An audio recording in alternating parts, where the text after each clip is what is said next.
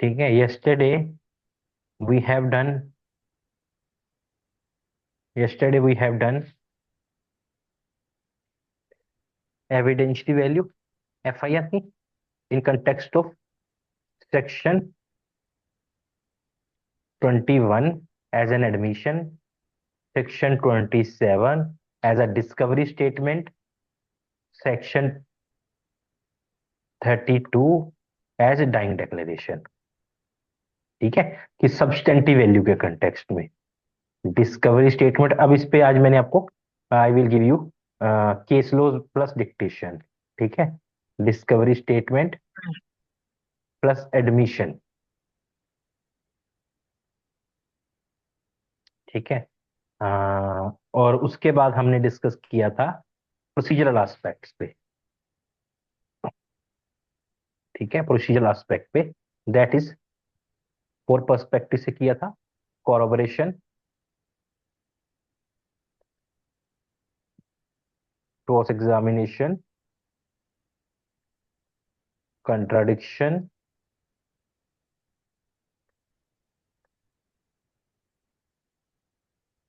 And refreshing memory. हाँ, refreshing memory.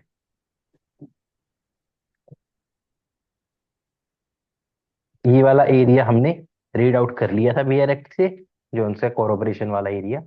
अब हमने क्रॉस एग्जामिन, कंट्राडिक्शन और रिफ्रेशिंग मेमोरी, इसको बीआर एक्ट से रीड आउट करके we have to understand. Then after we have to do the dictation, जो उनसे from section 6 to onward, with जो जहां जहां पे इंपॉर्टेंट केस लॉज होंगे, that I will give you. ठीक है जी, Pankaj ji, Aniket ji. Yes sir. Yes sir. हाँ, तो now we are going to read. देखो उनको मैसेज डिलीवर हुआ। Let me check once more, because live class तो लाइव ही होती है।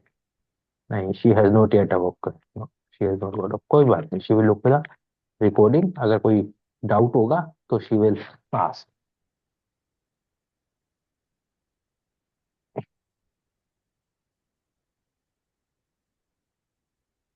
Now just open up your Bear Act, the relevant section, that is 145 and 148 of the new BSc। ठीक है,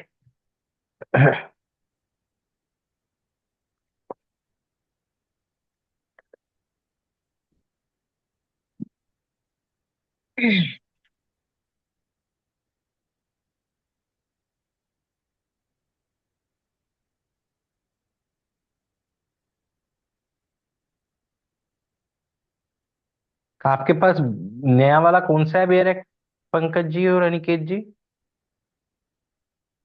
sir नया वाला है सर, नया 2023 का। विच विच ऑथर लाइक, जैसे केडी गोर है या यूनिवर्सल। यूनिवर्सल? अच्छा अच्छा, मैनुअल के पास बेयर एक्ट है, मैनुअल नहीं है। Okay okay, I got. नहीं सर, मेरे पास तो डायरेक्ट। और आपके पास पंकज जी मैनुअल है, बेयर एक्ट है? बेरेट में सर। ओके ओके, ठीक है। मतलब आपको अगर सीआरपीसी का कुछ देखना होगा तो you have to refer to a separate bare act, है ना?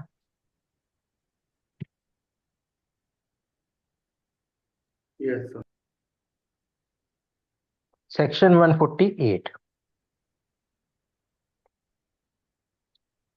पढ़ो section 148 of the new BSC. Cross examination as to previous statements in writing.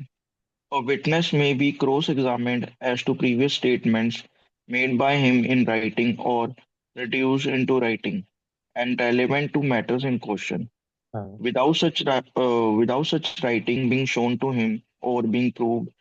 But if it is intended to contradict him by the writing, his intention must, before the writing can be proved, be हाँ called to those parts of it which are to be used for the purpose of contradicting him. हाँ, clear है पंकज जी? पढ़ा आपने भी साथ साथ देखा? Sir वो शीतल का फोन आ गया था, मैंने कल क्लास लगाने खड़ी हो गई। वो कहते 5 मिनट में ज्वाइन कर रही हूँ सर वो। अच्छा अच्छा, कोई बात नहीं, फिर हम करने दो उनको ज्वाइन, वी आर कोई नहीं कंसीडरिंग। अच्छा, उठ गए होंगे ना, अभी मैसेज डिलीवर हुआ होगा उनका। कोई बात आ गए हैं। अभी तो हमने कुछ किया भी नहीं, जो है मतलब स्टार्ट ही किया था जस्ट। शीतल जी आवाज आ रही है? आ रही है सर। चलो, अभी हमने स्टार्ट ही किया था। स्टार्ट में पढ़ ही रहे थे, we have just started reading, having waited for you. देखो, वी अब हम कर रहे थे, let me show her the page. ठीक है। अब हमने ये, this is the thing that we have, कल हमने ये कर लिया था। In context of F I R, section 21, admission, when FIR becomes relevant as an admission, when FIR is relevant as a discovery statement. This is what we have discussed yesterday. Then after, when FIR is relevant as dying declaration, this is also we have discussed. फिर उसके बाद substantive aspects होने के बाद we come to the procedural aspects. Procedural aspect में corroboration, contradiction, cross examination, contradiction, refreshing memory. इसको हमने Barack से रीड कर लिया था, डिस्कस कर लिया था। आज हम ये तीनों करेंगे बेरेक से डिस्कस, प्लस उसके बाद इसकी डिक्टेशन करेंगे, जो ये सारा है, वन बाय वन, सेक्शन 8 से ऑनवर्ड। ठीक है, सब्सटेंटिव के कंटेक्स्ट में विद केस लो, जहां पे भी रेलेवेंट होगा आई विल गिव यू। ठीक है, जोन से this is the topic of discussion today. Now comes to that we have, अब हम what we are discussing, section 148 discuss कर रहे थे, that relates to cross examination और कंट्राडिक्शन। ठीक है, जोन से। तो नाउ 148 को लेट अस रीड अगेन, जोन से। पढ़ो, एक बार आप भी पढ़ो पंकज जी। स्लो स्लो पढ़ो, जब मैं पढ़ने को बोलूँ ना, स्लो स्लो, जैसे इंपॉर्टेंट इंपॉर्टेंट वर्ड्स है ना, उनको स्लो स्लो रीड करो, डोंट हरी अप, क्योंकि these are the words to be interpreted. ठीक है ना? पढ़ो। सर इसमें कौन सा सेक्शन था नए बी एक्ट में? 148, 145 पुराने वाले का है, जोन सा है इंडियन एविडेंस एक्ट का, ओके और नए का है 148। Okay okay. Cross examination as a previous statement in writing. Just wait wait, आप, मैं ही पढ़ता हूँ, आप कोई भी, आप बस जो मैं पढ़ रहा हूँ ना, जिसमें मैं फोकस कर रहा हूँ, उन वर्ड को अंडरलाइन करना, ध्यान से सुनना मेरे वर्ड्स को। जोन सा है cross okay examination as to previous statement in writing. अब हम तीन चीजों की बात कर रहे हैं, क्रॉस एग्जामिनेशन की बात, प्लस प्रीवियस स्टेटमेंट होनी चाहिए। देखो, प्रीवियस स्टेटमेंट ओरल फॉर्म में भी हो सकती है, पर यहाँ पे they are talking about in writing. ठीक है ना, कि cross examination as to previous statement in writing में इट शुड बी रिकॉर्डेड, जोन सा है, क्योंकि ओरल स्टेटमेंट है, that can be manipulated, that can be manipulated. A ने बी को कुछ कहा, that is a previous statement, but this statement can is subject to manipulation. ठीक है ना? एफआईआर में कोई स्टेटमेंट रिकॉर्ड हुई है, that is in writing, that is in writing. तो उस एफआईआर की प्रीवियस स्टेटमेंट को रेफर करके, बोलो शीतल जी, कुछ बोल रहे हो?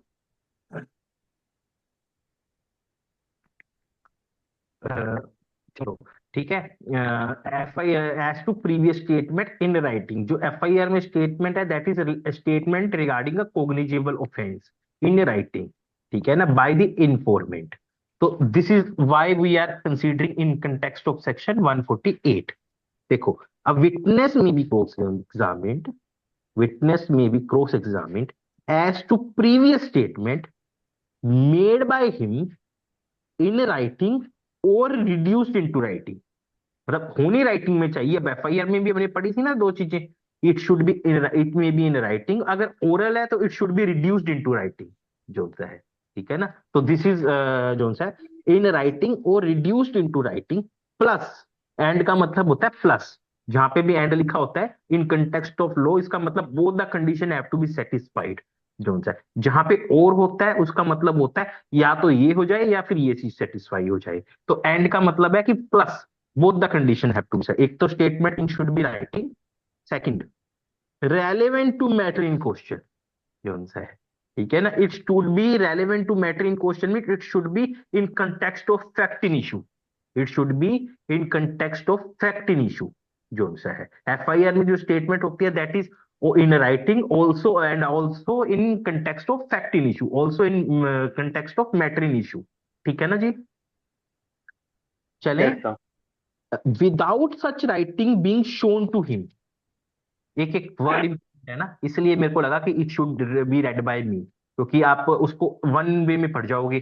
That's why I am reading without such writing being shown to him.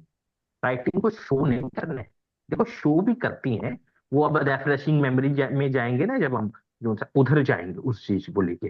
But अभी क्या है, without such writing being shown to, अगर आप उसको क्रॉस, दो पार्ट है देखो, ये जो 148 है ना, या जो 145 है, जो पुराने इंडियन एविडेंस है, इसको दो पार्ट में डिवाइड डिवाइड कर सकते हैं, cross examination and contradiction. Cross examination and contradiction, first part deal करता है सेक्शन का, डील्स विद क्रॉस एग्जामिनेशन, कि उस स्टेटमेंट को, प्रीवियस स्टेटमेंट को क्रॉस एग्जामिनेशन के लिए आप कैसे यूज कर सकते हो। बट जब कंट्राडिक्शन की बात आएगी तो उसका एक अलग प्रोसीजर है, ठीक है ना, जब कंट्राडिक्शन की बात आएगी उसका एक अलग प्रोसीजर है। तो without such writing being shown to him, this is the first area, और बीइंग प्रूव्ड, ठीक है, ना ही तो शो करने की जरूरत है, ना ही प्रूव करने की जरूरत है, अगर आप उस राइटिंग में जो स्टेटमेंट है उसको क्रॉस एग्जामिनेशन के लिए यूज कर रहे हो, जो है, ठीक है। सेकंड पार्ट, अब पहले तो इसी पे ही आओ, जो सा है, क्योंकि आपको ना वन बाय वन समझना होगा कि क्रॉस एग्जामिनेशन से स्टार्ट होके चीज कंट्राडिक्शन तक चलती है, जो सा है, ठीक है ना। जरूरी नहीं है जो क्रॉस एग्जामिनेशन जिस पॉइंट पे किया जा रहा है वो कंट्राडिक्ट भी हो जाए, जो सा है। क्रॉस एग्जामिनेशन एंड कंट्राडिक्शन दो अलग चीजें है सेम ही लाइन में, बट दो अलग चीजें हैं, उनका अलग एसेंशियल्स है, जो सा है। Okay sir.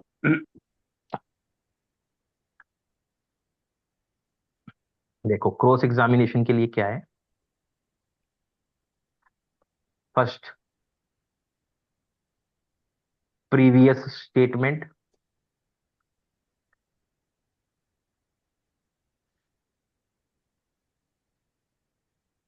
in writing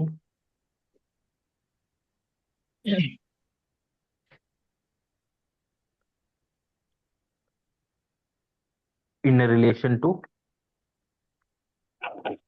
matter in issue। A previous statement है, that is statement outside court, that is not made during trial, ठीक है ना, जो होता है। अगर ड्यूरिंग ट्रायल है that will be a substantive piece of evidence, तो फिर उसको तो आप कोरोबरेशन के लिए नहीं होती, वो तो पर से ही एडमिसिबल होती है एक, ठीक है ना। इसकी भी कुछ एक्सेप्शन है कि क्या आउट ऑफ कोर्ट भी कोई स्टेटमेंट सब्सटेंटिव एविडेंस हो सकती है, मतलब कभी हो सकती है, वो हम पढ़ेंगे जोन से, दैट विल बी डन, जोन से, ठीक है। Previous statement made by him in writing and relevant to, with, अब दूसरा है विदाउट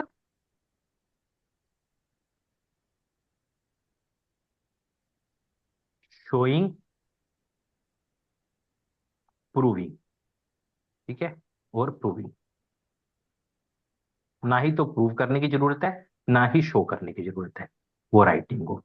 ये है क्रॉस एग्जामिनेशन के लिए, ये दीज आर द एसेंशियल्स कि आपको ना, this is the cross examination पहले तो होता क्या है, you must understand this thing also, जो है क्रॉस एग्जामिनेशन क्या होता है, that is an essential aspect of principle of natural justice, ठीक है ना, that is an essential aspect of principle of natural justice, कि आप nobody can be condemned unheard, जो है that is a basic principle ना। तो अगर आप किसी भी एविडेंस को किसी पर्सन के अगेंस्ट यूज कर रहे हो ना, तो you must give him an opportunity of cross examination, जो है, क्योंकि उसमें क्या होता है कि जो वो उस उसकी उसकी ट्रूथफुलनेस चेक करवा सकता है। अब हम डिफेंस से अगेंस्ट प्रोसिक्यूशन का किसी विटनेस की स्टेटमेंट को यूज कर रहे हैं ना, जो है, तो वो सब्सटेंटिव पीस ऑफ एविडेंस तब तक नहीं बनेगा अगर उसको क्रॉस एग्जामिनेशन की अपॉर्चुनिटी नहीं दी गई, जो है। जैसे इसलिए एक बार मेरे से क्वेश्चन पूछा था, आप में से या शायद अनिकेत जी ने पूछा था,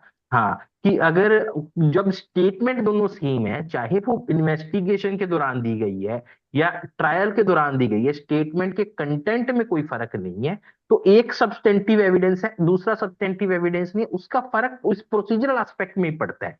क्योंकि जिस चीज की ऑथेंटिसिटी, वेरिसिटी हम चेक कर लेते हैं एक यार्ड स्टिक पे, जोन से है ना, तो फिर उसको हम सब्सटेंटिव कोर्ट में, ओपन कोर्ट में है, ट्रांसपेरेंसी है, ओन ओथ है, सब्जेक्ट टू क्रॉस एग्जामिनेशन है, उनको अपॉर्चुनिटीज दी जाती है, उसके बाद वो स्टेटमेंट, इसीलिए उसको हम कहते हैं सब्सटेंटिव एविडेंस है, जो से, ठीक है ना। बट अगर फॉर एग्जांपल क्रॉस एग्जामिनेशन ना दिया जाए, इवन कि आप सेक्शन 33 पढ़ोगे ना इंडियन एविडेंस एक्ट का, वो हम पढ़ेंगे उसमें भी, जो सा है, that is statement made not during trial but person authorised on behalf of recording it. तो वहां पे भी इसको सब्स्टेंटिव एविडेंस बनाने के लिए ना एक ओथ वाला प्रोसीजर जो क्रॉस एग्जामिनेशन का टेस्ट से गुजरना पड़ता है जो उनसे। तो cross examination is essential aspect and part and parcel of this particular substantive evidence. तो व्हाट हैपेंस, तो क्रॉस एग्जामिनेशन में क्या होता है, वेरिसिटी चेक होती है विटनेस की, उसकी ट्रूथफुलनेस चेक होती है, उसकी स्टेटमेंट को अलग अलग पार्ट्स में डिफरेंट डिफरेंट वे में लीडिंग क्वेश्चंस में पूछ के कि एग्जैक्ट में वो वही बात कर रहा है, बात को कहाँ से घुमा के स्टार्ट की जाती है और कहाँ पे खत्म की जाती है, उसको खुद को भी नहीं पता चलता आंसर देते देते वो किस एस्पेक्ट का आंसर दे गया और इसका क्या कनेक्शन निकलेगा, मतलब निकलेगा। ठीक है ना, जिस कंटेक्स्ट में वो बात कर रहा था। तो that is a way to check the veracity. तो उस सिचुएशन में that's why the test of cross examination is here.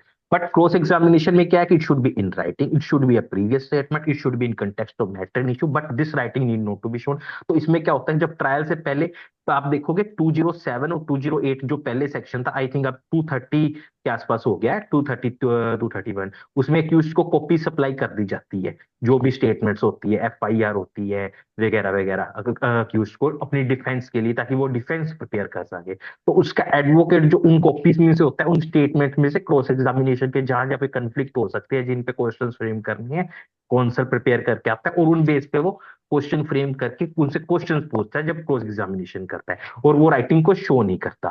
ठीक है, अब आगे क्रॉस एग्जामिनेशन वाला एरिया आपको क्लियर हो गया, this is the cross exam question पूछना, लीडिंग टाइप ऑफ क्वेश्चन। अब आते हैं हम कंट्राडिक्शन वाले पे। ठीक है जी, चले कंट्राडिक्शन पे, अभी हुआ नहीं कंप्लीट, क्रॉस एग्जामिनेशन से ही कंट्राडिक्शन होता है, बट एक मैं थोड़ा सा आपको ब्रीफ एसेंशियल्स क्लियर हो गए। जो इंपॉर्टेंट था that is without such writing being shown and without such writing being proved. ठीक है ना, मतलब ना ही तो कि उसको उस राइटिंग शो करनी है, ना ही उस राइटिंग को, ये आपका पीटी का बहुत इंपॉर्टेंट क्वेश्चन बनता है और मेंस का तो बनता ही बनता है जो से, और प्रैक्टिकल एस्पेक्ट का भी है। पीटी में यहाँ पे गलती होती है मोस्ट ऑफ द टाइम, और बच्चे इसको याद ही करते हैं एक्चुअली में ना, उनको इस एज पे, मतलब इस स्टेज पे पता नहीं होता एक्चुअल में व्हाट इज द, क्योंकि जब वो प्रैक्टिस में जाते हैं ना तब भी उनको पता चलता है एक्चुअल में क्रॉस एग्जामिनेशन इस सेक्शन की एप्लीकेशन कैसे होती है जो से। ठीक है, नाउ कम्स टू बट वाला एरिया पे। पढ़ो पंकज जी, होली होली पढ़ो, स्लो स्लो बिल्कुल। एक minute sir.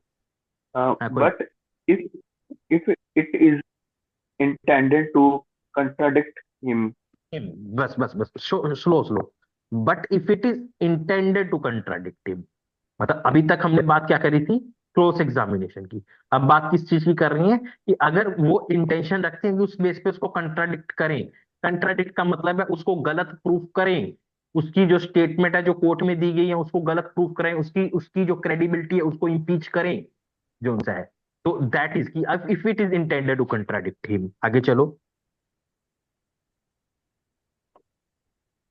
by the writing, hmm hmm his attention must, before the writing can be proved. Hmm We called to those parts of it which are to be used for the purpose of contradicting him. हम्म। शीतल जी आपको मिल गया ना पुराने bare act में ये section, पढ़ रहे हो ना, देख रहे हो? हाँ जी सर। हाँ, ठीक है। दिस दिस इज, अब देखो, अभी हम क्या बात कर रहे थे, क्रॉस एग्जामिनेशन की। अब हम बात कर रहे हैं कंट्रा, अब ये देखो इसी पॉइंट पे ही सारा खेल है, इन दो पॉइंट्स पे मैं बार बार कह रहा था जो सा है, इन दो पॉइंट्स पे ही सारा खेल है जो सा है कंट्राडिक्शन और क्रॉस एग्जामिनेशन का। But if it is intended to contradict him, कहते अगर वो स्टेटमेंट आपने कंट्राडिक्शन के लिए यूज करनी है, if it is intended to contradict him by the writing his attention. अब देखो ये एक्चुअल में ना, they have put the confusing words, वैसा ऐसा कुछ नहीं है, his attention must be drawn, simply we they can say कि अनिकेत जी क्या हो गया,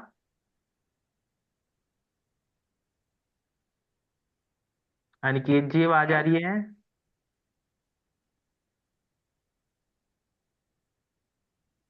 अनिकेत जी, आगे सर, एक सेकंड आ गया। कोई बात नहीं, कोई बात नहीं। Come, we are waiting. Continue sir, आगे। ठीक है, देखो, but if it is intended to contradict him by the writing ना, जोन सा है, अगर उसको कंट्राडिक्ट करने के लिए, तो his attention must before the writing can be proved. तो अभी हमने क्या बात करी थी? स्टेटमेंट स्टेटमेंट मेड भी सर, स्टेटमेंट जो राइटिंग में होनी चाहिए शोन और प्लस, प्रूविंग। है ना, यही बात करी थी ना, प्रूव करना। पहले शो फिर प्रूफ, जो सा है। तो कहते अगर वो कह रहे his attention must be called to those part of it which are to be use for the purpose of contradicting, ठीक है ना। तो इसे अटेंशन मस्ट बी, इसका मतलब है उसकी वो स्टेटमेंट जो आप कंट्राडिक्ट करने के लिए यूज कर रहे हो उसको शो करनी है आपने पहले, जो होता है, ठीक है ना, उसको शो करनी है, बट प्रूव नहीं करनी विदाउट प्रूविंग। प्रूविंग का मतलब क्या है कि वो स्टेटमेंट एक्चुअल में उसी की स्टेटमेंट है, ये अभी आपको आपको प्रूव नहीं करना, जो सा है, ठीक है। बट उस स्टेटमेंट का उतना पार्ट जो कि आप कंट्राडिक्शन के लिए यूज कर रहे हो, उसको आप शो करोगे, उसको जो सा है, उसको आप वो उसके अटेंशन उस चीज पे ड्रॉ करोगे कि ये आपने कही थी ये बात, ये आपके द्वारा दी गई स्टेटमेंट है, जो सा है। मतलब अगर वो यस करता है, नो करता है, फिर उसके बाद further course of action decide होगा, जो सा। मैं एग्जांपल देता हूं आपको अब, क्योंकि अब सर दिस थिंग इसका कैन, मतलब सर, आप कहना चाहते हो कि हमने बस सिर्फ शो करना है, उसको प्रूव करने की जरूरत नहीं है। प्रूव नहीं करनी, अभी प्रूव नहीं करनी without such writing Bing.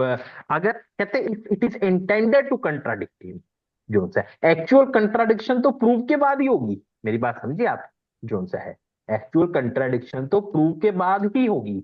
But कहते हैं एक यहाँ पे एक प्रोसीजर बताया गया, आप ध्यान देना, जो सा है, यहाँ पे एक प्रोसीजर बताया गया कंट्राडिक्शन का, कि क्या प्रोसीजर होगा, क्योंकि जब तक आप प्रूव नहीं करोगे तो कंट्राडिक्शन तो होगी नहीं। But they are saying if it is intended to contradict him, अगर वो चाहता है प्रीवियस स्टेटमेंट को यूज करना, जो सा है, प्रीवियस स्टेटमेंट को फॉर द पर्पस ऑफ कंट्राडिक्टिंग ना, तो उसका ध्यान लाना, क्योंकि अगर आपने प्रूव ही कर दी, जो सा है, तो वो बात की बात है, जो सा। मैं आपको बताऊंगा क्यों, उसका एक कारण समझाता हूँ मैं आपको, just focus on one thing now, ठीक है। मैं आपको एग्जांपल देता हूँ, because it can be understood by example. पहले एसेंशियल्स क्लियर है ना, क्योंकि मैं इसलिए एसेंशियल्स क्लियर करवाए हैं, आपके जो कीवर्ड्स आपके दिमाग में सेट करे हैं, जब मैं इन कीवर्ड्स को एक स्टोरी में फिल करूंगा ना, तो आपको वो चीज इजीली समझ आएगी, ठीक है ना। अभी हमने क्या क्या चीज करी है, देखो क्या क्या देखी है हमने। स्टेटमेंट, दो चीज होती है स्टेटमेंट में, शोन और प्रूविंग। उसके बाद इससे पहले हमने क्या डिस्कस किया है कि क्रॉस एग्जामिनेशन का क्या क्या चीज है, प्रीवियस स्टेटमेंट इन राइटिंग, ये दोनों में चीजें कॉमन है। अब सिर्फ इस पे खेल है, क्यों सा है, विदाउट शोइंग और प्रूविंग। अगर क्रॉस एग्जामिन कर रहे हो तो ना तो शो करने की जरूरत है, ना ही प्रूव करने की जरूरत है। बट अगर कंट्राडिक्शन करने के लिए उस स्टेटमेंट को यूज कर रहे हो, जो सा है, तब आपको शो तो करना है पर प्रूव नहीं करना, ठीक है।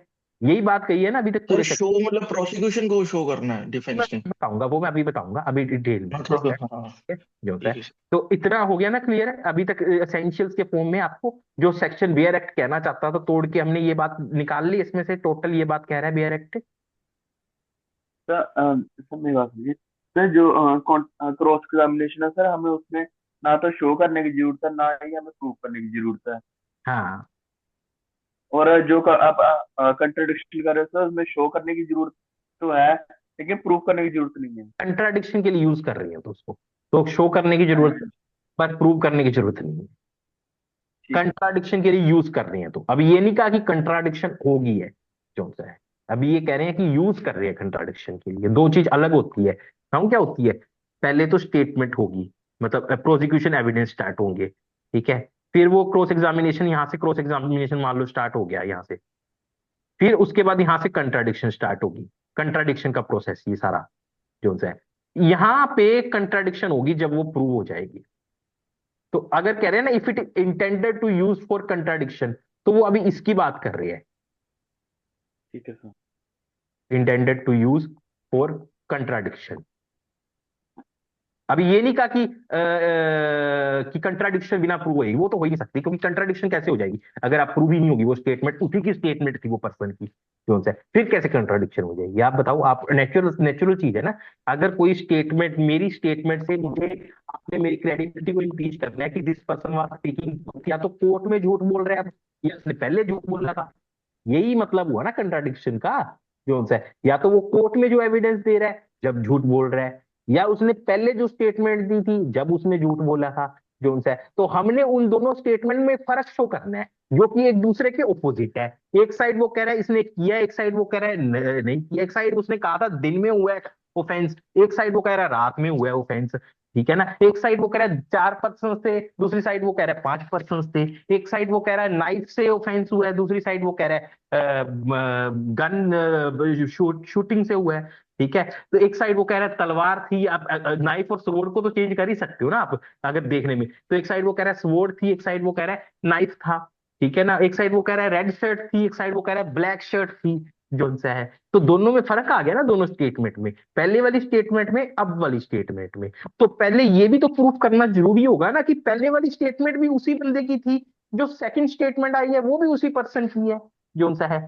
ठीक है ना। तो जब तक ये यस चीज नहीं यस। प्रूफ होगी, वो कहेगा कि भाई स्टेटमेंट तो ठीक है दो जगह पे है, पर वो पहले वाली स्टेटमेंट मेरी थी ही नहीं जो सा है। ठीक है ना। तो उस स्टेटमेंट में तो वो सही हो गया फिर कोर्ट की स्टेटमेंट, तो इसलिए उसकी कंट्राडिक्शन पॉसिबल ही ना हो, इम्पीच ही ना हो इसकी क्रेडिबिलिटी। ठीक है ना।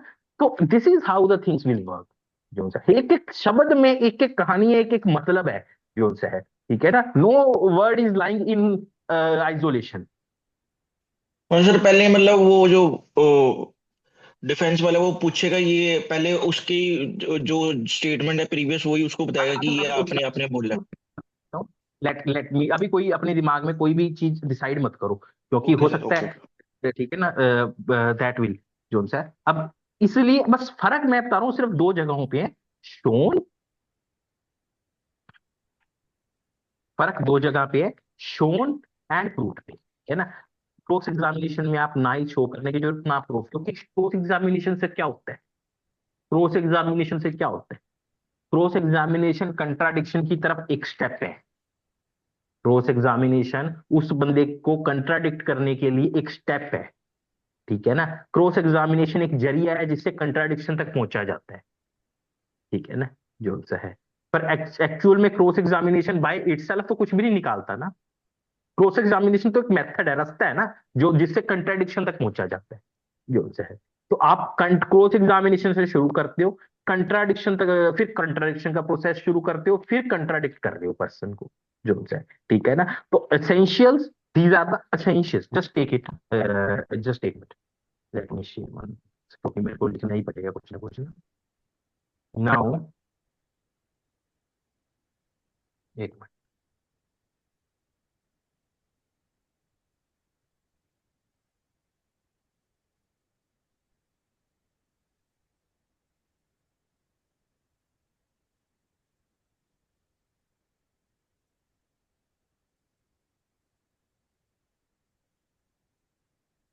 You take it as a, C, A ने बी का मर्डर किया, C was, C was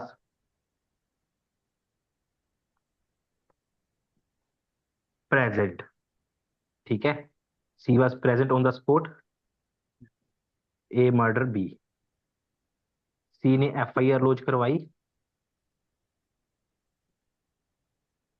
FIR में व्हाट ही स्टेटेड,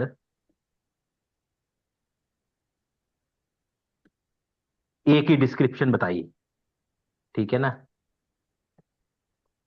क्या ब्लैक शर्ट डाली हुई थी उसने, ही सेड कि the person accused was wearing black shirt.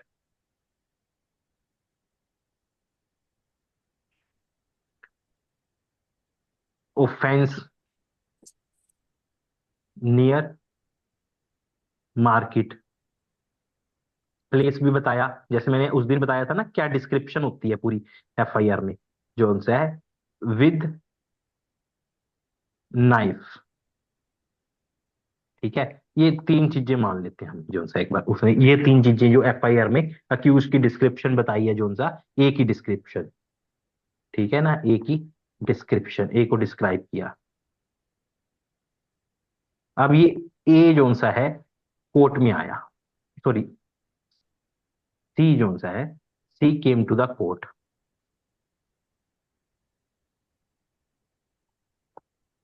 C came to the,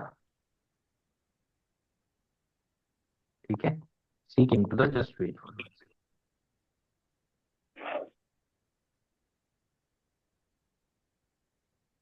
C came to the court, एक minute, what is the problem, हाँ C came to the court, C court में आया evidence देने के लिए। Evidence में उसने क्या स्टेट किया, रेड शर्ट जो भी है, क्योंकि जब भी होंगे ना, पहले जब चीफ होता है, जब भी चीफ होता है किसी पर्सन का, क्रॉस एग्जामिनेशन नहीं होता, तो उसको उससे लीडिंग क्वेश्चन नहीं पूछे जाते, ठीक है ना, because they are suggestive of answer, जोन सा है उसको ये कहा जाएगा you speak on your of your own mind, जोन सा है कि तुमने क्या देखा क्या नहीं देखा, जोन सा है, ठीक है ना। तो वो एक ब्रीफ पूरी स्टोरी बताता है, उसमें से कुछ ना कुछ फैक्ट में वो ऐसी गलती कर जाता है अगर वो झूठ बोलेगा तो, जोन सा है, क्योंकि इतने लॉन्ग टाइम के बाद वो सारी चीजें होती है, brief brief brief brief brief zone सा है, जो कि उसने एफआईआर में स्टेट किया, तो एक डिफेंस काउंसिल के पास वो सारी लिस्ट होती है, तो he is just looking at his statement, जब वो एक रैंडम फॉर्म में डिस्क्रिप्टिव फॉर्म में स्टेटमेंट दे रहा है, जोन सा है, अगर लीडिंग क्वेश्चन ही देते उसको पूछने अलाउड करते चीफ में, क्योंकि लीडिंग क्वेश्चन में सजेस्ट द आंसर्स, और वो फिर ऑलरेडी वेल प्लान्ड क्वेश्चन हो सकते हैं, जोन से, ठीक है ना, तो लीडिंग क्वेश्चन तो अलाउड ही नहीं करते हम, तो वो एक डिस्क्रिप्शन फॉर्म में बोलेगा कि दिस इज द ऑफेंस, तो वहां पे उसने बोला कि मैंने, एक मुंह से उसके निकला कि रेड शर्ट डाली हुई थी अक्यूज ने, और नियर पार्क, ऑफेंस हुआ near park, no doubt park और मार्केट आसपास है, बट अब उसने स्टेटमेंट में पार्क बोला है, कुछ इस तरह का बोला है जो कि मार्केट के पास नहीं बोला, जोन सा है, तो उस सिचुएशन में क्या हुआ, अब ये दो ऐसे पॉइंट्स है which are contradictory, which are inconsistent with each other, जोन सा है, ठीक है ना। तो अब क्या करेंगे, अब आगे क्रॉस एग्जामिनेशन की बारी, तो जब क्रॉस एग्जामिनेशन करेंगे तो वो पहले लीडिंग क्वेश्चन पूछेंगे, लीडिंग क्वेश्चन ही जनरली होता है कि ऑफेंस का क्या पार्क के पास हुआ था, वो यस और नो में आंसर देगा, या मार्केट के पास हुआ था वो कहेगा नो, ठीक है। आपने रेड शर्ट डाली थी वो कहेगा यस, आपने ब्लैक शर्ट डाली थी, इस तरह के क्वेश्चन पूछे जाएंगे जो जिसका आंसर उसको यस और नो में देना हो, ठीक है ना।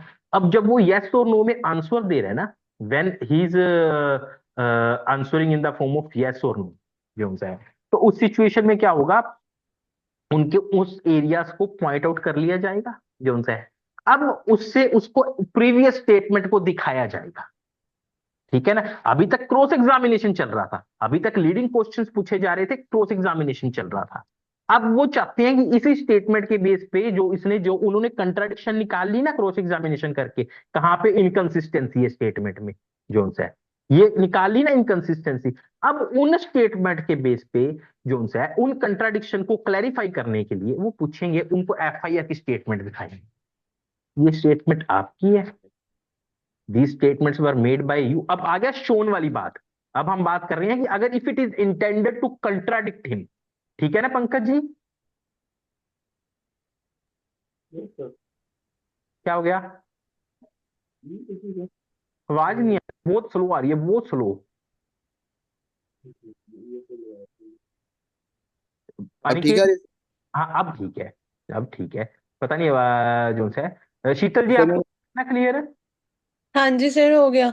हाँ तो अब क्या हो रहा है कि जब वो स्टेटमेंट ना, अभी तक तो क्रॉस एग्जामिनेशन करा है जो से, अब क्रॉस एग्जामिनेशन के बाद नेक्स्ट स्टेप होगा वो कंट्राडिक्शन पे जाएंगे, जब वो कंट्राडिक्शन पे जा रही है ना, तो वो क्या करेंगे, उस स्टेटमेंट को, एफआईआर की स्टेटमेंट को शो करेंगे, उसका अटेंशन लाएंगे उसी एरिया पे जहां पे उसने कहा था ब्लैक शर्ट, जहां पे उसने कहा था नियर मार्केट, कि ये स्टेटमेंट आपकी ही है, ठीक है ना। अब देखो, अब फिर एक बात पे और चलते हैं हम, बिकॉज ऑफ समथिंग, देखो मैं आपको, let me make it clear, देखो अब मैं इसको, आपको इतनी बात अपने दिमाग में रखनी है जो अभी तक मैंने स्टोरी सुनाई है ना, क्योंकि मैं इसी से कनेक्ट करूंगा दोबारा, ठीक है, जोन से,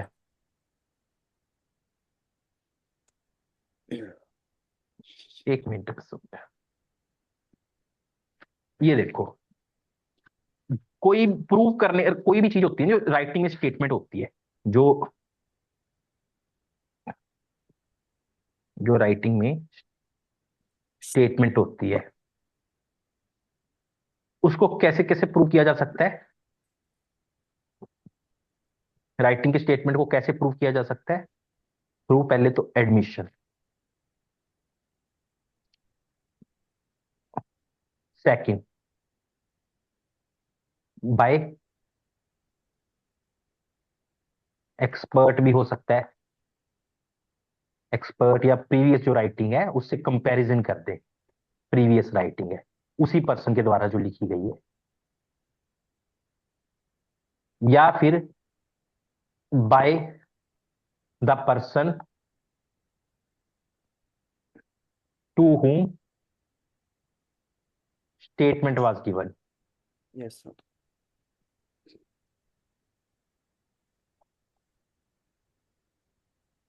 ठीक है ना? ये ये चीज है ना, जब भी आपने कोई राइटिंग को प्रूव करना है ना, किसी भी राइटिंग को, तो उसका जर्नली यहाँ पे ये तीन तरीके हैं यहाँ पे फिलहाल जो है, कि या तो वो पर्सन एडमिट कर ले ये राइटिंग मेरे द्वारा ही लिखी गई है, ठीक है, या मेरी मेरी डायरेक्शन पे लिखी गई है जो किसी ने और नहीं लिखी है, या फिर वो ये मान ले कि उसकी कोई प्रीवियस राइटिंग कहीं पे है उसके किसी डॉक्यूमेंट में, उसके साथ कंपैरिजन कर लें, उस पे हम एक्सपर्ट ओपिनियन लें जोन सा है कि ये राइटिंग दोनों मैच करके बताओ कि सेम पर्सन की है जोन सा है, ठीक है।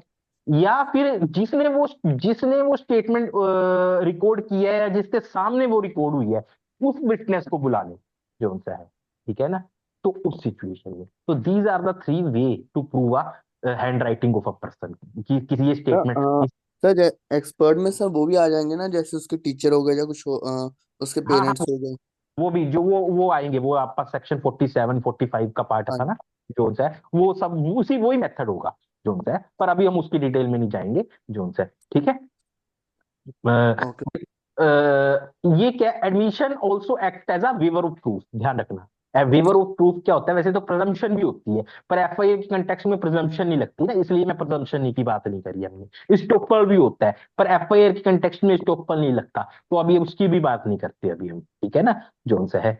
तो कोई भी देखो कॉन्सेप्ट है ना, आइसोलेशन में नहीं पढ़ा जाता, जब तक आप ब्रॉड सब्जेक्ट की एवरी हुक एंड कॉर्नर की आपको समझ नहीं होती ना, तो आप उसको नहीं समझ सकते। सिर्फ सेक्शन वाइज पढ़ने से थिंग्स आर नॉट क्लियर।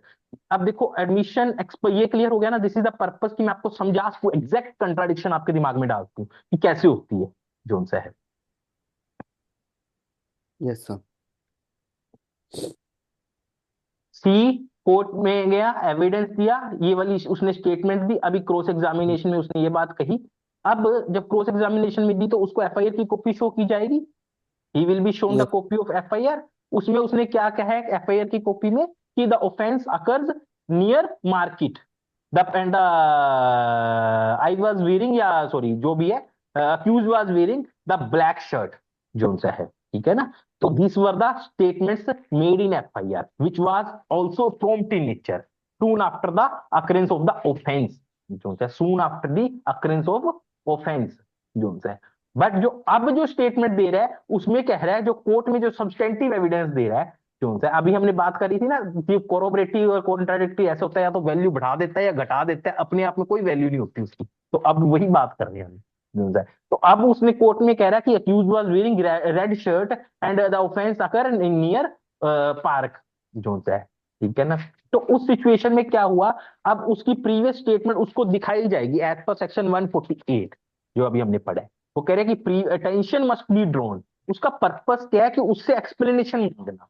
भाई तुमने पहले रेड का नाम लिया, पहले ब्लैक का नाम लिया था अपनी एफआईआर की स्टेटमेंट में, और अब तुम रेड कह रहे हो, पहले आपने कहा था नियर मार्केट जो सा, अब आप कह रहे हो नियर पार्क।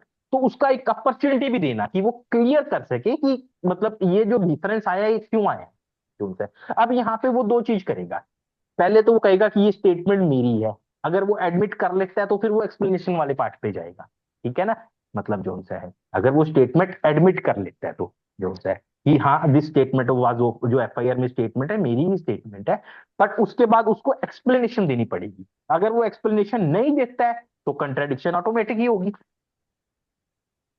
अगर वो एडमिट कर लिया तो अब उस स्टेटमेंट को प्रूव ना करना पड़ेगा ना, क्योंकि उसने एडमिट कर लिया कि प्रीवियस स्टेटमेंट एफआईआर में मेरी ही स्टेटमेंट है जो सा है, तो फिर तो प्रूव करने की जरूरत ही नहीं प्रीवियस स्टेटमेंट को जो सा है, कि उसने कहा कि हाँ मेरी स्टेटमेंट है। Admission act as a waiver of proof जो सा है, तो उस सिचुएशन में प्रूव करने की जरूरत ही नहीं है।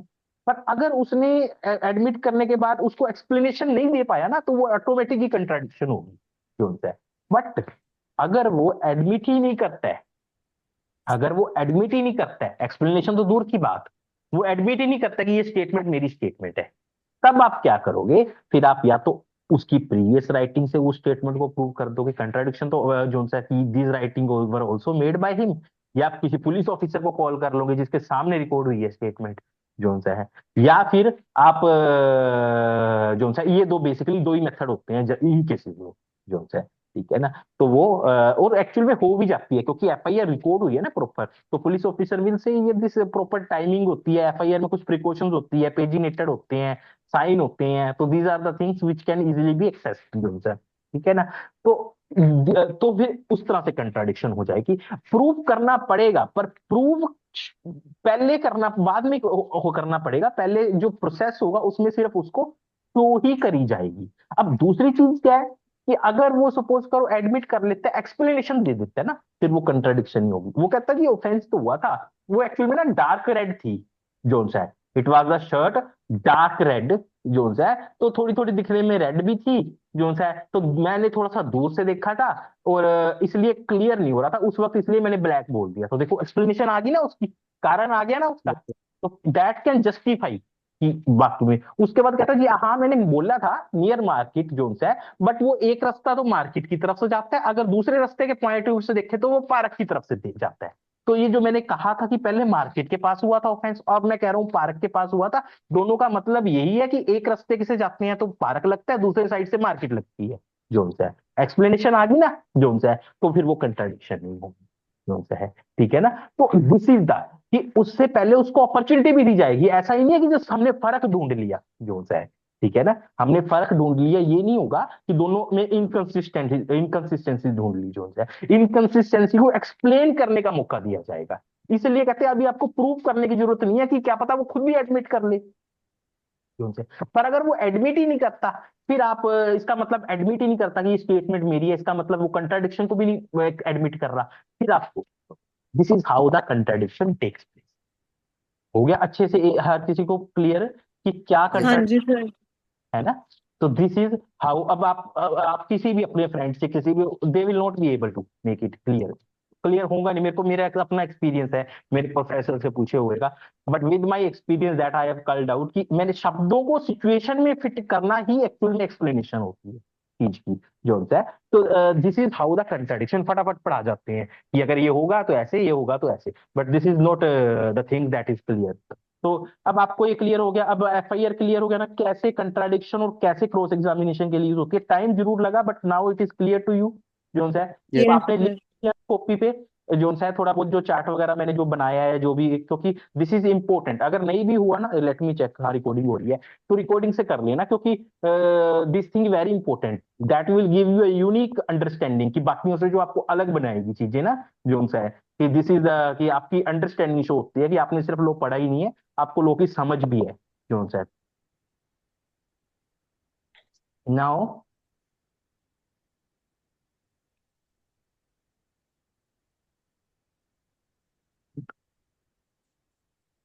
नाउ कम्स टू, चलें आगे नेक्स्ट को रिफ्रेशिंग मेमोरी वाले पे, या कोई डाउट यस है सर। इस पे? नो चले, सर। चलो चले अनिकेत जी, शीतल जी। चलो सर। अनिकेत जी आप कहाँ गए? अनिकेत जी की आवाज ही नहीं आ रही, दिख भी नहीं रहे मुझे। Yes sir yes. हाँ हाँ, एक्चुअल में लेट मी एक मिनट, क्या बात है।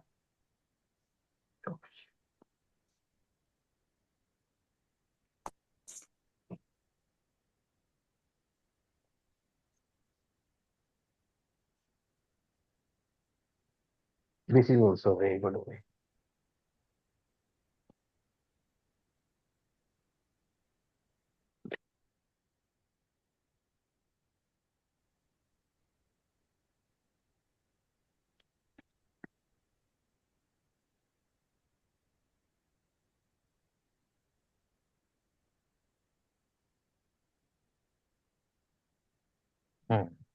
नाउ चलो सेक्शन 160, 160 खोल लो। Yes.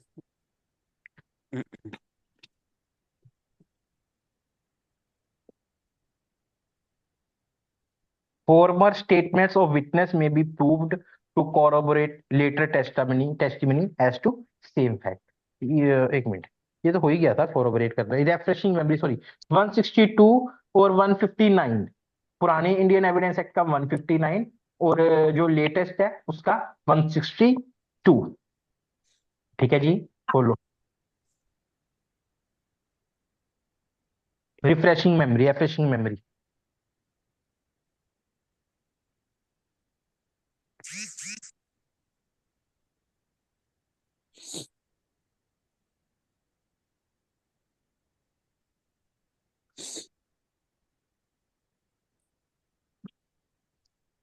पढ़ो कोई भी, स्लो, एक वन वन पैरा करके। Refreshing memory. A हाँ। witness may, while under examination, hmm. refresh his memory by refreshing to any by writing. Just just गलत नहीं पढ़ना। बाई रेफरिंग, बाई रिफ्रेशिंग कहाँ है, जो सा है, ठीक है ना। रिफ्रेशिंग थोड़ा ना, यहीं पे रिफ्रेश, अभी थोड़ा ना रिफ्रेशमेंट होगी। Okay, okay, sir. विटनेस में Yes, sir. While under examination, चलो मैं पढ़ता हूँ, कोई बात नहीं। अब विटनेस में while under examination, examination means जो सा है, चीफ में भी हो सकता है, क्रॉस एग्जामिनेशन में भी हो सकता है, री एग्जामिनेशन में भी हो सकता है, ठीक है ना। अब विटनेस में वाइल अंडर एग्जामिनेशन, एग्जामिनेशन के 3 पार्ट होते हैं ना, चीफ, क्रॉस, री। While under examination, refresh his memory by referring to any writing made by himself at the time of the transaction concerning which he is questioned, or so soon afterwards the court consider it likely that the transaction was at that time fresh in his memory। वैसे ना I feel कि चलो पढ़ ही लेते हैं, अब आ ही गए तो क्यों होता है कि कुछ इंग्रेडिएंट से हाईलाइट कर लो आप बेयर एक्ट पे। A witness Yes. May while under examination refresh his memory by referring to any writing को अंडरलाइन करो, by referring to any writing made by himself. दूसरा इंग्रेडिएंट कि वो या तो खुद द्वारा दी गई हो, और उसके बाद दूसरे भी आएंगे, किसी और पर्सन को भी दी गई हो, मेड बाय हिमसेल्फ। कब? At the time of transaction concerning which he is question, कि जब ट्रांजेक्शन, जो ट्रांजेक्शन के रिगार्डिंग इंफॉर्मेशन दी है, राइटिंग दी है, वो उसी वक्त बोल रही हो स्टेटमेंट। अब वही बात है ना, देखो एक्चुअल में ना, जब हम प्रीवियस स्टेटमेंट से किसी को लेटर ऑन यूज करने के लिए अलाउ करते हैं ना, तो पहले हम ये श्योर करते हैं कि previous statement is duly recorded, previous statement is duly recorded, जो है, ठीक है ना, जो है।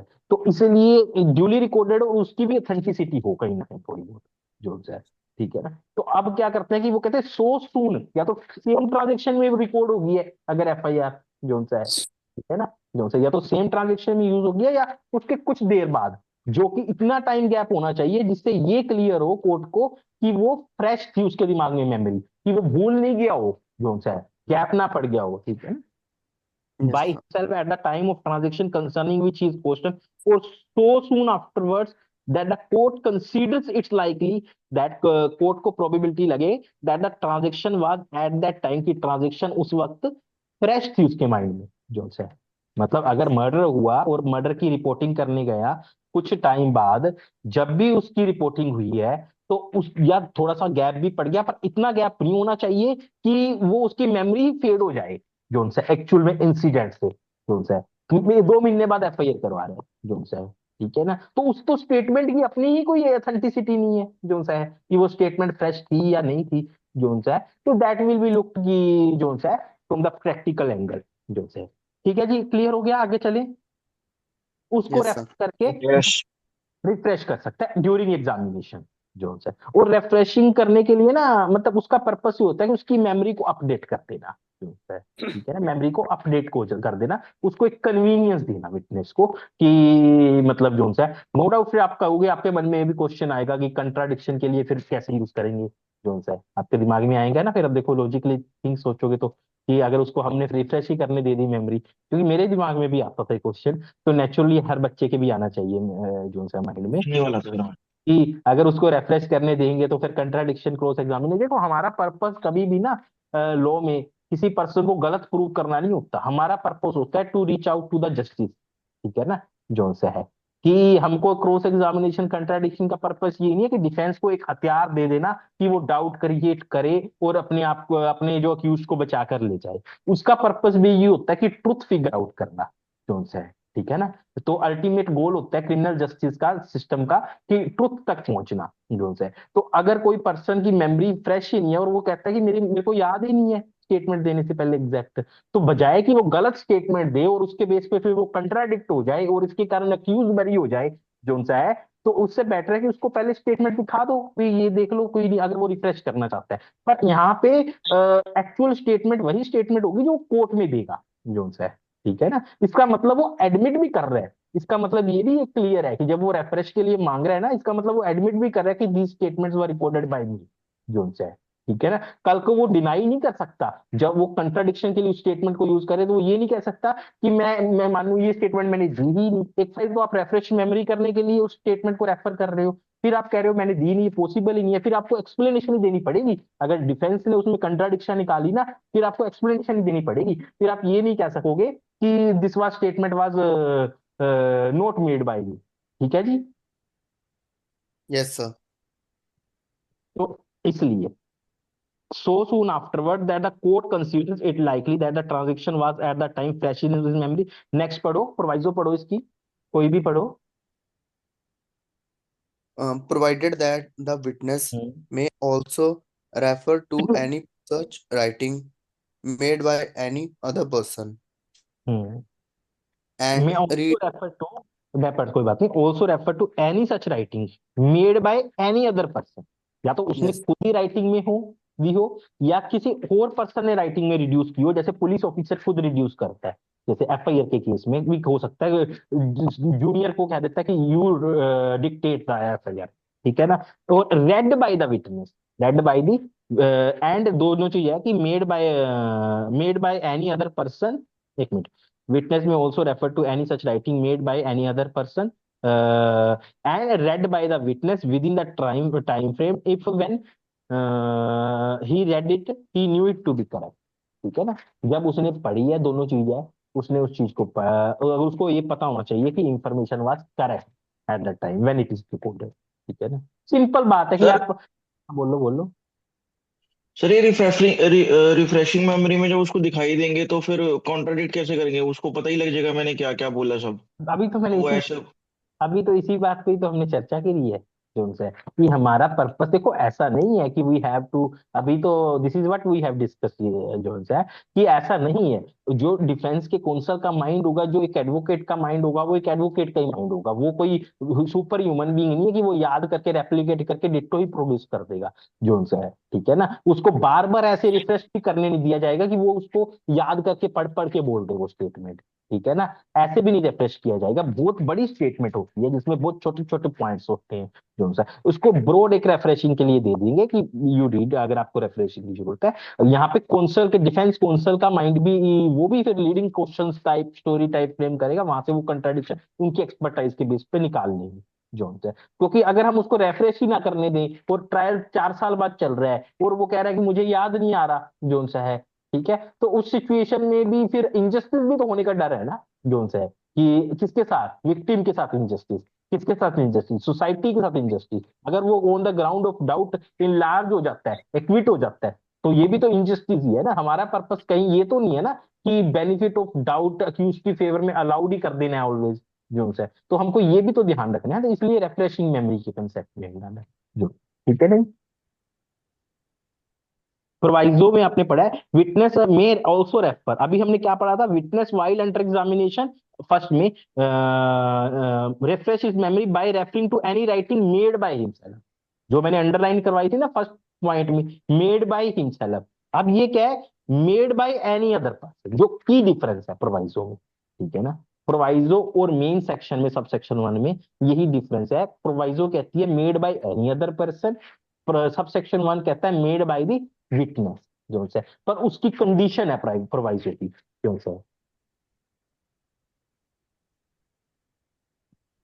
प्रोवाइजो की कंडीशन है made by any other person red by the witness, जो से, विटनेस है, उसको पढ़ा तो है ना एटलीस्ट, चाहे खुद लिखा नहीं है पर पढ़ा तो है ना, रेड बाय द विटनेस तो है ना वो स्टेटमेंट। और उसको रेड बाय द विटनेस, और उसके बाद उसको सर्टिफाई भी किया कि हाँ ये सही है, ठीक है ना, कि करेक्ट है ये।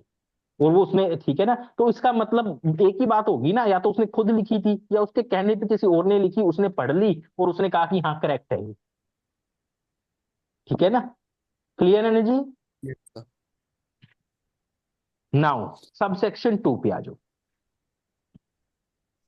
Whenever a witness may refresh his memory by reference to any document, he may, with the permission of the refer the to a copy of such document। वही तीसरी चीज यही है कि वो अब कॉपी ऑफ डॉक्यूमेंट भी रेफर कर सकते हैं। पहले क्या थी, स्टेटमेंट इन राइटिंग, पर अगर स्टेटमेंट किसी डॉक्यूमेंट का पार्ट है, अगर स्टेटमेंट किसी डॉक्यूमेंट का पार्ट है, जो ठीक है ना, व्हेन अ विटनेस में refreshes memory by reference to any document he में with the permission of the court. पर यहाँ पे क्या है कि विद द डॉक्यूमेंट के केस में you have to take permission of the court, refer to a copy of such document. तो आप कॉपी को भी रेफर कर सकते हो, मतलब जरूरी नहीं है कि वो ओरिजिनल ही हो, जोन से Yes. कि वो ओरिजिनल ही हो, ये जरूरी नहीं है। उसकी कॉपी को रेफर करके भी you can also refresh your memory, जो है, बट उसकी कंडीशन है फिर टू इंश्योर कि वो कॉपी प्रॉपर कॉपी है, जो है, provided that the court be satisfied that there is sufficient reason for the non production of the original। कि ओरिजिनल नहीं आने का रीजन है, एक्सप्लेन करना पड़ेगा। Provided further that an expert में रेफ्रेश हिज मेमोरी बाय जो है refresh memory by professional treaty. पता ही होगा ये तो आपको कि एक्सप्रेस तो करे, एक्सपर्ट तो कर ही सकता है प्रोफेशनल ट्रीटीज को रेफर करके अपनी मेमोरी। प्रोफेशनल ट्रीटीज क्या होती है पता है? जैसे कोई ऑथर है, उसने कोई बुक पब्लिश करी है, केडी गोर है, उसने कोई अपनी बुक पब्लिश करी है, उसमें कोई ओपिनियन लिखा है अपना, तो अब उसकी पता नहीं कितनी सारी कॉपीज बनती है जो है। Yes. अब वो ओरिजिनल जो उसने लिखी थी वही थोड़ा ना लेके आएगा, उसकी कोई कॉपी भी रेफर कर सकता है जो है। Yes. तो दैट इज यस एक्सपर्ट जो है। तो ठीक है जी।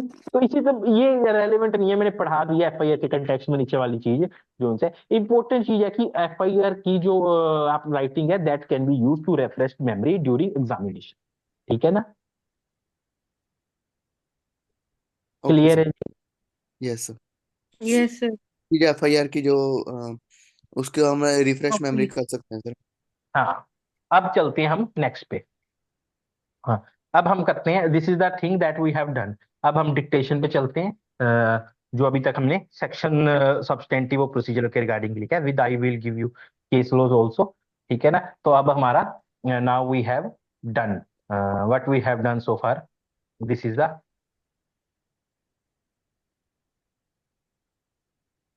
ठीक है ना।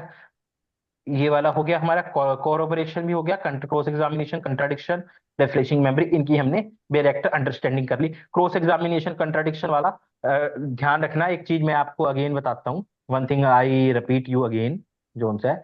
ये देखो वैसे मैंने पहले भी बताई थी, जो ब्रेन स्टॉर्मिंग वाला प्रोसेस है ना, डू नॉट स्टॉप इट जो सा है, वट एवर वी डिस्कस ना। और अगर पॉसिबल हो सके ना फास्ट मोड पे, कुछ नहीं चाहता आधे घंटे से फास्ट मोड पे रिपीट करो जोन सा है ना, वीडियो को रिपीट रिपीट कर लो, क्योंकि जो चीज देखी होती है ना आपके माइंड में पिक्टोरियल मेमोरी भी बनती है। एक आप सिर्फ पढ़ते हो कॉपियों से, वो कई बार आप बोरिंग भी होते हो उससे, मतलब आप कंसंट्रेट नहीं होते, आपको लगेगा कि पूरा का पूरा पेज हमने पढ़ लिया, पर यार क्योंकि आपका मन ही प्रेजेंट नहीं है, ध्यान प्रेजेंट नहीं होता उस वक्त जोन सा है। तो आप अगर आधे घंटे की चीज सुन लेते हो ना जोन सा है फटाफट, तो वो आपको ज्यादा मतलब क्लैरिटी देगी। तो आई जस्ट इवन की जो लास्ट के हमारे 3-4 लेक्चर्स है ना, ये these are very very important जो है, ठीक है। तो उनको फास्ट मोड पे करके दो लुक की, तो आप हर बार जब भी सुनोगे ना लेक्चर को, चाहे सेम लेक्चर कोई दोबारा सुन रहे हो जो है, आप हमेशा ही कुछ ना कुछ नया निकालोगे उसमें से। मैं ये आपको लिख के दे सकता हूँ जो है, कि सेम लेक्चर कोई जब दोबारा भी सुनोगे ना, तब भी आपको एक कुछ ना कुछ नया मिलेगा जो है, और उसको अपनी कॉपी पे पॉइंटर फॉर्म में जोट डाउन कर लो जो है। और this will enrich your memory, क्योंकि लो कभी भी आइसोलेशन में नहीं पढ़ा जाता, लो एक चीज दूसरी चीज के साथ कनेक्ट होनी होनी है आगे जाके जोन सा है, और खासकर प्रोसीजरल लॉ में जैसे हम पढ़ रहे हैं जोन सा है, ठीक है ना। तो डू इट, थोड़ा पढ़ो पर क्वालिटेटिव स्टडी करो, थोड़ा इतने ज्यादा क्वालिटेटिव आपका माइंड बिल्ड हो जाएगा। आफ्टर सम टाइम 2-3 मंथ इस प्रोसेस को अडॉप्ट करोगे ना, then you will get to know जो है। तो डू इट ब्रेनस्टॉर्मिंग, और अगर पॉसिबल होता है जो इंपॉर्टेंट लेक्चर की ना, उसको रिपीट जरूर करो वीडियो को जो है, ठीक है ना। तो नाउ कम्स टू डिक्टेशन वाले पार्ट पे अपना, ठीक है जी पंकज जी, यस सर। शीतल जी, अनिकेत जी। हाँ जी सर। हाँ, now comes to dictation.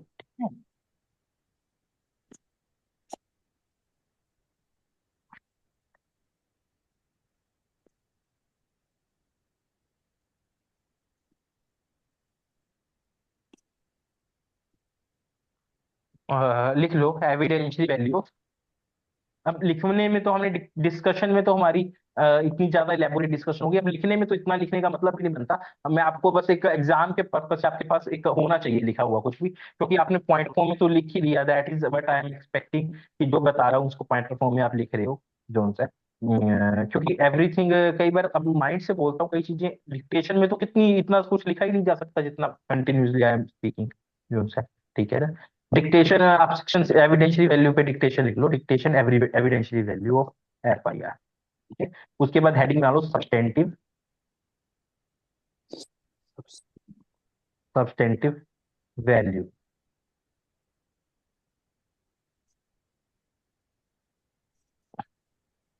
Substantive value में अब पॉइंटर फॉर्म में जस्ट एक minute, let me have a copy, थोड़ा सा ना कॉपी में कुछ केस लॉज वहां पे है कॉपी पे, और मैंने आपके लिए कुछ केस लो भी होंगे ना, तो I will also give you dictation case laws, आपको थोड़ी थोड़ी स्पेस भी छुड़वाऊंगा कहीं पे, बिकॉज मेरे को कुछ केसेस तो मैंने निकाल लिए, but you should write case laws also few.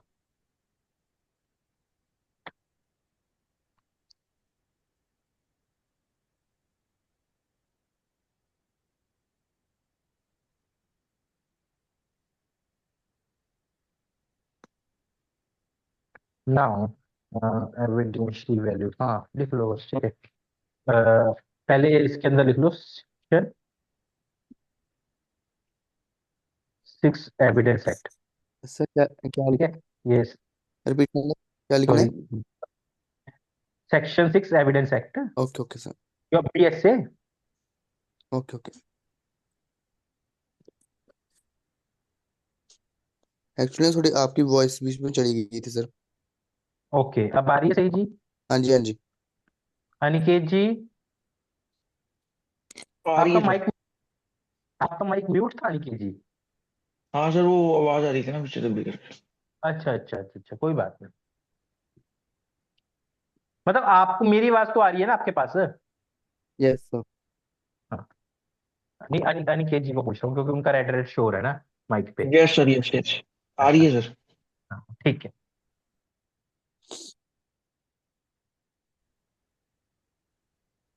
सी लिखो, section 6 Indian evidence act heading बना के FIR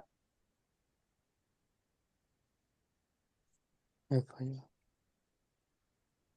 is relevant, FIR is relevant under section under section 6 of Indian Evidence Act। Bracket में लिखना section, which section of BSA? Section 4 I think. Section 4 ही होगा, ठीक है। Section 4 BSA and and consequently and consequently admissible in court, admissible consequently admissible in court as an evidence, as an evidence if if it is lodged, it is. it is lodged, registered okay. in same transaction।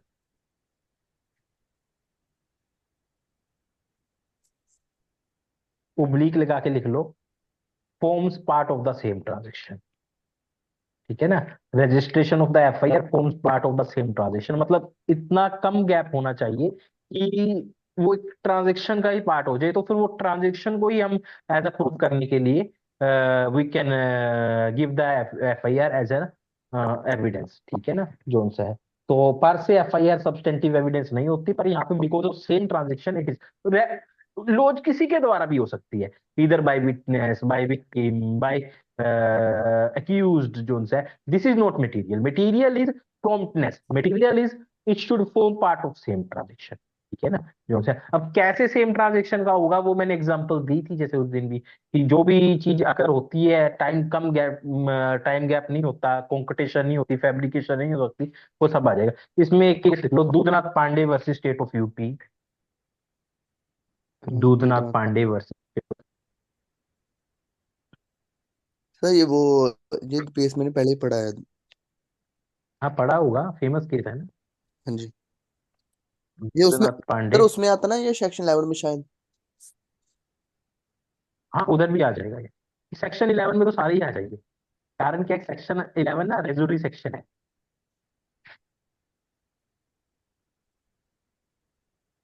लिख लिया sir. Section 11 है ना जो सा, that is रेजुडरी section. रेजुडरी का मतलब क्या होता है, कि मतलब मैंने आपको एक चीज पहले भी बताई थी, one thing I even told you earlier also, कि यस सर। स्टेटमेंट की रेलेवेंसी या किसी भी चीज की रेलेवेंसी ना जरूरी नहीं है कि वो एक ही जगह पे होगी। एक स्टेटमेंट की एक से ज्यादा जगह पर भी रेलेवेंसी हो सकती है, ठीक है ना, जोन सा है। तो अगर कोई चीज सेक्शन 6 में आ गई है, अगर कोई चीज सेक्शन 6 में आ गई है, तो that does not mean it can not become relevant under section 8, और it can not become relevant under section 7, और it can not become under 11। सभी में भी बन सकती है, क्योंकि जो रेलेवेंसी का कॉन्सेप्ट है ना, that is based on logic, that is based on logic जोन्स है। और उस लॉजिक को लॉजिकल रेलेवेंसी को लीगल रेलेवेंसी में कन्वर्ट कर दिया है, फ्रॉम सेक्शन 6 टू 55, अगर कहें फ्रॉम सेक्शन 4 टू 50 बीएसए जोन्स है, ठीक है ना। इनमें उसी लॉजिकल रेलेवेंसी को लीगल रेलेवेंसी में कन्वर्ट कर दिया। तो ऐसा कोई भी फैक्ट नहीं होगा जो लॉजिकली तो रेलेवेंट होगा फैक्ट इन इशू के कंटेक्स्ट में जोन्स है, परंतु लीगली रेलेवेंट ना हो जोन्स है। पर कुछ एक्सेप्शन है इसकी, जैसे अब confession by the accused to the police. अब ये लॉजिकली तो रेलेवेंट है, क्योंकि उसने यस। कबूल किया है कि मैंने ही ऑफेंस किया है, but this is not allowed to be admitted जो है, उसको प्रूव नहीं किया जा सकता। तो कहने का मतलब है, जनरल रूल तो लॉजिकल रेलेवेंसी और लीगल रेलेवेंसी साथ ही चलेगी, पर रेलेवेंसी भी एडमिसिबिलिटी के भी साथ ही चलती है। बट उसकी कुछ एक्सेप्शन है जहाँ पे एडमिसिबिलिटी पे बार लगा देते हैं, जैसे privilege communication, privilege of the witness, ठीक है ना, जो उनसे है। तो दीज आर द थिंग। वैसे मेरे को लगता है ना, हम एविडेंस की वैल्यू करते करते ज्यादा ही एविडेंस में चले गए जो उनसे यस। है ना। कारण बताऊं क्या है, क्योंकि एक इंटरेस्टिंग एरिया होता है और बच्चे का क्वेश्चन भी होता है नेक्स्ट ना, तो फिर वो उधर ही चले जाते हैं। मेरे को एक खुद भी बहुत ध्यान से चीज मैंने इंटरेस्ट लेता हूँ इस चीज में, एविडेंस एक्ट में, और इसके क्योंकि हमेशा सीआरपीसी क्या है, सीआरपीसी कलेक्शन ऑफ एविडेंस है, उसमें स्टेटमेंट्स कलेक्ट होती है जो उनसे है। तो जितनी ज्यादा स्टेटमेंट्स कलेक्ट होती है, अल्टीमेटली वो स्टेटमेंट सारी यूज तो वहीं पे ही होनी है जो उनसे एविडेंस एक्ट में जो उनसे है। तो इसलिए वो हम उसको थोड़ा सा उधर ले जाते हैं जो उनसे। तो इसमें क्या था, एक पर्सन था, मर्डर हुआ, मर्डर किया एट सेंट एंटनी, उसकी सिस्टर थी, उसने एफआईआर लॉन्च करवाई, she come to the spot. उसके बाद तो this statement was form part of the form the part of same transaction, और उसके बाद it was relevant under section 6, ठीक है। नाउ कम टू सेक्शन 8, लिख लो हेडिंग बना के next, section 8 Indian evidence act.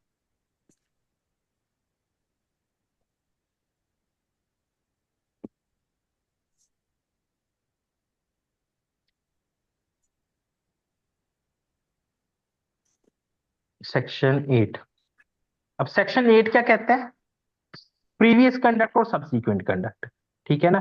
तो F I R if it shows, लिख लो, F I R is relevant under section 8, और उस उधर 6 हो गया बीएसए का, is yes. Relevant and consequently admissible under section 8, FIR is relevant. And consequently admissible by virtue of section 8, By virtue of section 8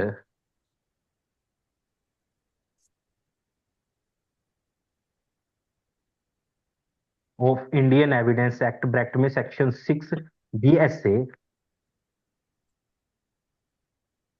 if if if it shows, ऐसे ही लिख लो, it shows the subsequent conduct of subsequent conduct of अब यहाँ पे witness नहीं लिखना, मैंने आपको कल भी बताया था, क्योंकि विटनेस की स्टेटमेंट या होगा वो सारा सेम ट्रांजेक्शन में चला जाएगा। यहाँ पे चार पार्टी की बात करी गई है, पार्टीज टू द सूट और प्रोसीडिंग, एजेंट और विक्टिम। ठीक है ना, जोन सा है पार्टीज में क्या होगा, टू द सूट और विक्टिम, टू द सूट और प्रोसीडिंग में क्रिमिनल कंटेक्स्ट में बात करें तो अक्यूज्ड आएगा या विक्टिम आएगा। ठीक है ना, जोन सा है, तो इसलिए अक्यूज और विक्टिम हो सकता है जोन सा है यहाँ पे बेसिकली। तो हम यहाँ पे अक्यूज और विक्टिम लिखना आप जोन सा है। फिर अक्यूज्ड और विक्टिम हो सकता है, तो फिर पर्सन ही बात करते हैं सर, फिर कोई भी हो सकता है तो। नहीं नहीं, कोई नहीं हो सकता ना, कोई नहीं हो सकता। रिपीट करो जो लाइन बोली है मैंने एक बार। It shows the subsequent conduct of. Of the accused और विक्टिम। दूसरा कंडक्ट है। कैसे? नहीं सर, कुछ नहीं। सब्सिक्वेंट नहीं, बताओ कंडक्ट बताओ।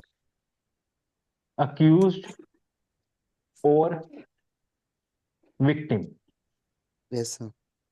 ठीक है ना, तो अक्यूज का सब्सिक्वेंट कंडक्ट कैसे है कि उसने कोई भी, जैसे मैंने उस दिन भी बताया था, एक्सप्लेन किया था जब मैंने वो मैंने स्टेटमेंट के कॉन्टेक्स्ट में भी डिटेल में गया था, उसकी डिक्टेशन हम लिखेंगे, वो मैंने आपको समझा दिया एरिया थोड़ा सा। बट जब एविडेंस आएगा तो हम उसको अच्छे से एक्सप्लेन वाले एरिया को फिर और एग्जांपल्स के साथ करेंगे।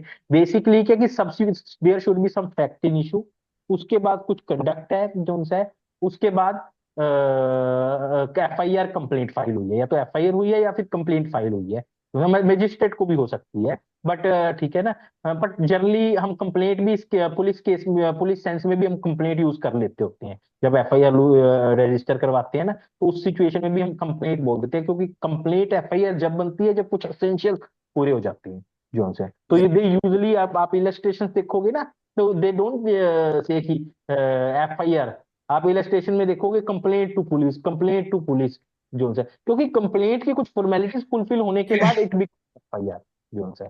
ठीक है ना, तो दिस इज द थिंग। अब मैंने बताया कि विक्टिम के साथ फॉर एग्जांपल कुछ ऑफेंस हुआ, he went to the police station, file a complaint, give the complaint to the police officer. अब this is the conduct, this is the conduct of the victim which is influenced by the fact in issue, कि उसके साथ कोई offence हुआ, उसके बाद उसका police station जाना जोन सा है। ठीक है ना, कंप्लेंट फाइल करने के लिए जोन सा है, this is the conduct, subsequent conduct, this is influenced by fact in issue. आप इसको लिख भी सकते हो जो आपको मैं लिख रहा हूँ ना, इसी को एक चार्ट फॉर्म में या कुछ भी, कि जो है this is a subsequent conduct, और this subsequent conduct is recorded in the FIR जो सा, कि वो पुलिस स्टेशन आया soon after the commission of the offence जो है, तो वो एफआईआर अब उसके सब्सिक्वेंट कंडक्ट को प्रूव करने के लिए एडमिसिबल है। ठीक है जी, हो यस गया ना सर। क्लियर? Yes sir. तो दिस इज जो मैंने ऊपर लिखवाया ना, इसी को ही आप अगर आप डायग्राम टाइप कुछ भी बना लो, बनाया आपने, बना लिया जो सा है? डायग्राम हाँ जी सर, ऊपर बनाई हुई जो आपने पहले बनवाई थी। पहले तो बनाई थी, अब इसके साथ भी बना लो, बनाना चाहो तो। एक सेकंड में ए और बी जो सा है, बी विक्टिम है, ए अक्यूज्ड है, विक्टिम पुलिस स्टेशन जाता है, उसके बाद this is subsequent conduct recorded in FIR, बस इतनी बात ही तो लिखनी है जो है। Okay sir. हो जाएगा ना, मैं बनाऊं? नहीं सर, बना लेंगे। चलो मैं दिखाता हूँ।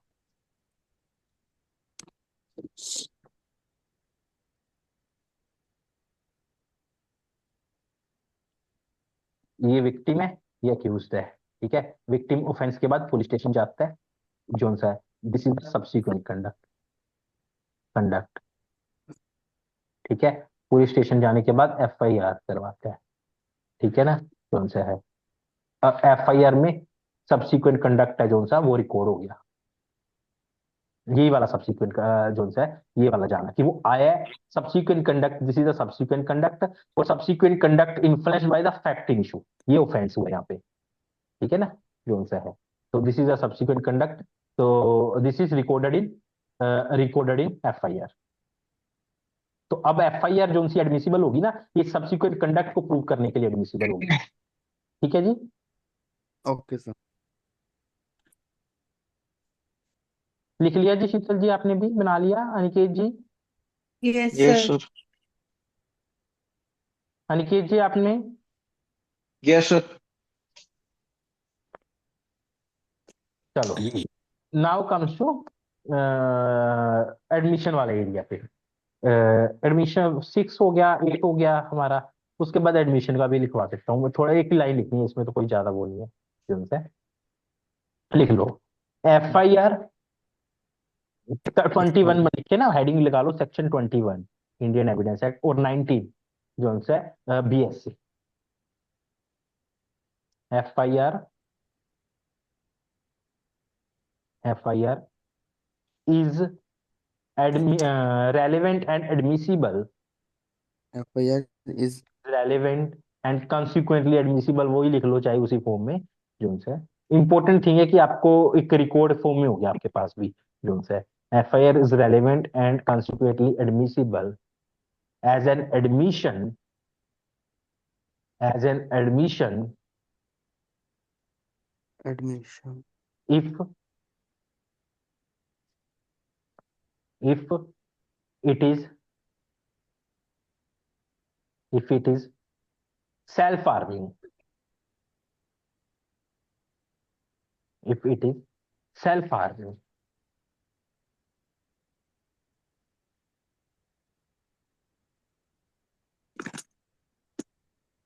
ठीक है ना, कौन सा है?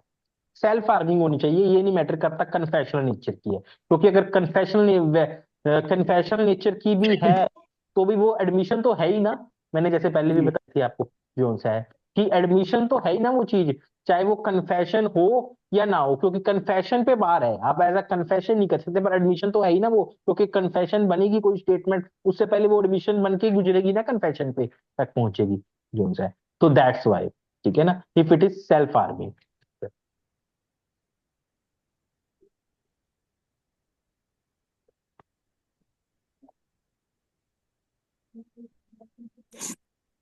क्या हुआ?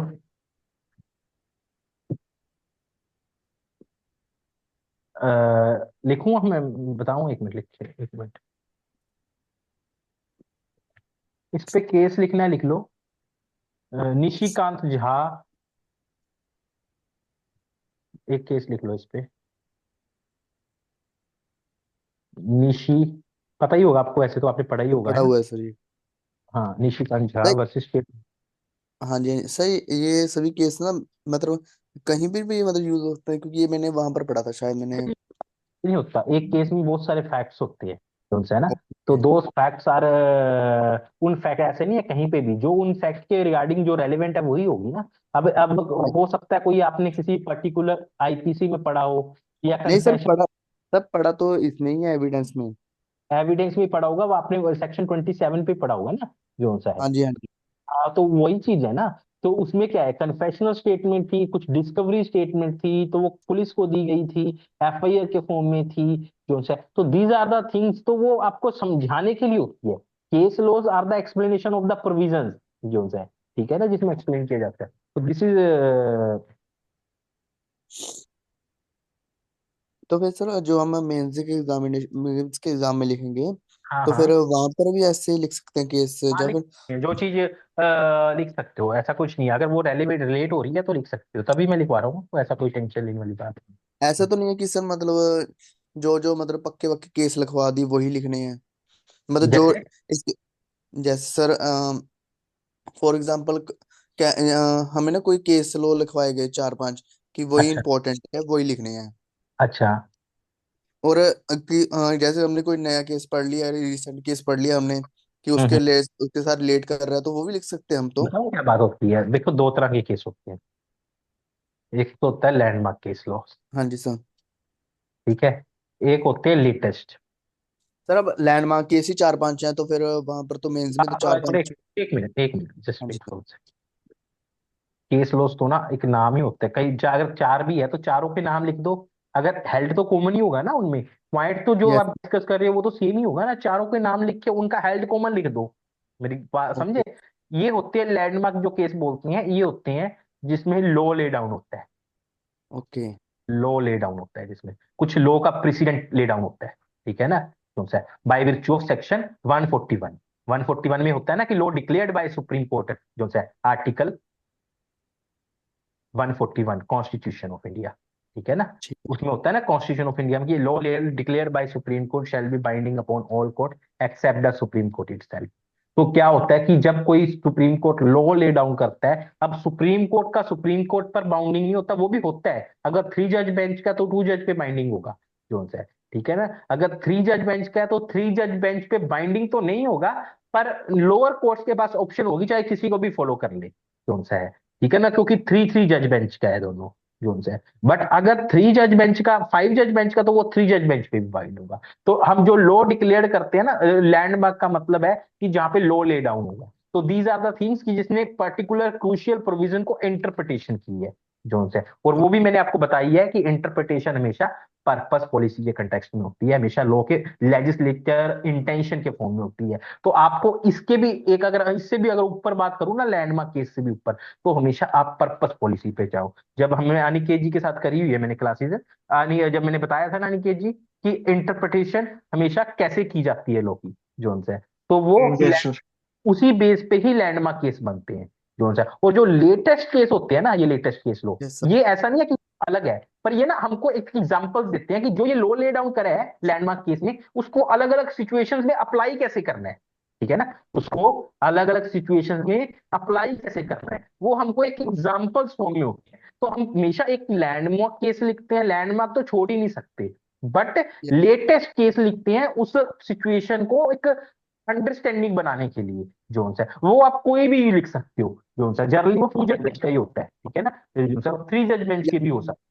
तो दिस जैसे इज सर द, अब ना, सर बोलो। जब जैसे ना सेक्शन 6 है जो रेस है हम्म।